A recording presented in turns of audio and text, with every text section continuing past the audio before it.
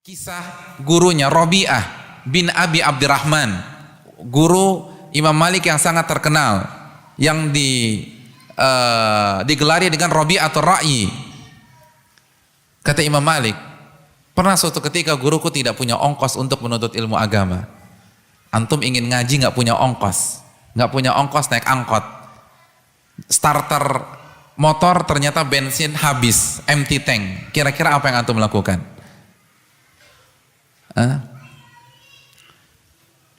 Masuk kamar tidur, baca doa bismika Allahumma amut wa ahya udzur syar'i. Udah, kita tidur aja deh, nggak usah ngaji malam ini, nggak punya duit, nggak punya fulus. Apa yang dilakukan Rabi'ah? Dia naik ke atap rumahnya, ba'a khosyaba saqfi baiti. Dia ambil gentengnya dan dia jual genteng rumahnya untuk ongkos thalabul ilm. Allahu akbar. Jual genteng rumah untuk ongkos thalabul ilm. Siapa di antara kita pernah jual genteng?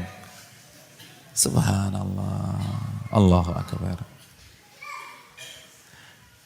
Syu'bah bin al-Hajjaj tadi mengatakan apa? Man talabal hadis aflas. Barang siapa yang benar-benar menuntut ilmu hadis, dia bisa bangkrut atau dia akan bangkrut. Itu bukan isapan jempol belaka, dia sudah buktikan. Kata beliau sampai-sampai bi'tu tista umi bisa ba'ati dananir. Aku pernah jual baskom ibuku seharga 7 dinar. 7 dinar berapa? 1 dinar itu 4,25 gram emas. Jadi kalau 1 dinar, anggap saja 2 juta lah emas jatuh harganya. Padahal nggak di atas 2 juta. Anggaplah 2 juta. 7 kali 2 berapa? 14 juta. Jual baskom 14 juta untuk ongkos thalabul ilm. Siapa yang pernah jual baskom emaknya? Subhanallah. Syu'bah. Ishaq bin Rahawai,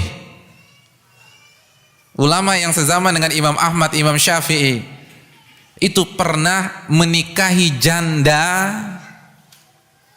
hanya karena janda itu dapat warisan dari suaminya yang telah meninggal, buku-buku mazhab Syafi'i yang beliau tidak punya. Subhanallah. Nikah dengan janda, alasan utamanya bukan karena kecantikan, bukan karena harta, karena dia diwarisi atau dia mendapatkan warisan buku-buku Syafi'i. Nggak bisa didapatkan kecuali dinikahi dulu, iya apa tidak? Begitu jadi istri kan bukunya bisa kita baca. Subhanallah.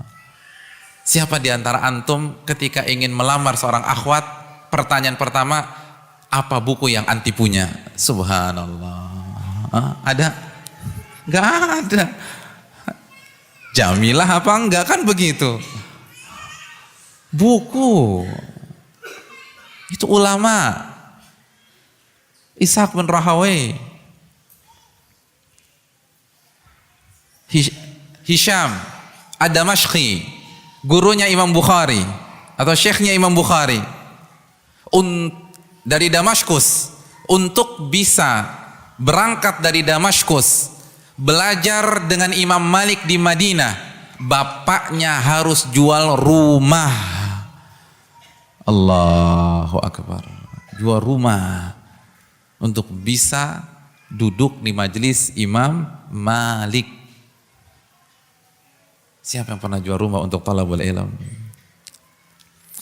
Dan ada kisah yang menarik. Begitu dia sampai di majelis Imam Malik, beliau melakukan kesalahan dan akhirnya dipukul oleh asistennya Imam Malik atas perintah Imam Malik. 15 kali pukulan dalam riwayat. Antum buat kesalahan dipukul sama tuan guru antum, kira-kira antum terima apa enggak? Jujur aja, jawab dari lubuk hati yang paling dalam. Ikhlas apa enggak? Enggak ikhlas. Beliau juga enggak ikhlas. Tapi beliau fair, beliau jantan. Beliau bilang ke Imam Malik, qad zalamtani. Antum telah menzalimi diriku. Antum telah memukulku sebanyak 15 kali pukulan tanpa alasan yang jelas. Itu penuntut ilmu harus begitu fair. Jangan main belakang. Di depan ustadz senyum-senyum, besok nggak mau datang lagi. Ini bukan penuntut ilmu. Jadi kalau antum merasa guru antum salah, nasihati, bicara di depannya. Antum telah zalim kepada ana. Antum pukul ana tanpa ada alasan yang jelas. Memang ana salah, tapi kan nggak pantas dipukul 15 kali. Fala aja'aluka fi hillin, aku tidak halalkan perbuatanmu. Subhanallah. Tegas apa tidak? Tegas. Tapi kita bisa paham perasaannya. Bayangkan jual rumah, terus sampai di majelis dipukulin, gimana nggak sedih? Iya apa enggak? Ini jual rumah. Makanya beliau mengatakan, aku tidak halalkan perbuatanmu. Apa kata Imam Malik? Imam Malik pun juga sangat kesatria. Fama kafaratuh. Kalau begitu, apa kafaratnya?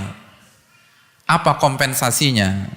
Gimana caranya agar engkau halalkan kesalahanku? Nah, ini baru guru. Dia mengakui kesalahannya, nggak gengsi, mentang-mentang jadi guru, mentang-mentang jadi ustadz, mentang-mentang jadi tuan guru.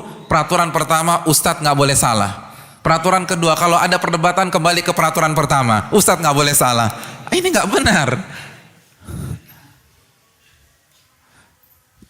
Jadi beliau akui, oke, ana salah sekarang. Sekarang bagaimana aku bisa memperbaiki kesalahanku? Apa kata Hisham ad-Damashqi? Kafaratuhu an tuhadditsani asyara haditha. Kafaratnya, engkau harus membawakan dan mengajarkan aku 15 hadis. Karena aku baru saja dipukul 15 kali pukulan. Bayarannya 15 hadis. Akhirnya Imam Malik membacakan 15 hadis. Setelah selesai, apa kata Hisham? Zidni fil darab, zidni fil hadis. Wahai Imam Malik, silakan engkau pukul aku lagi. Dengan catatan, ajarkan aku hadis lagi. Subhanallah.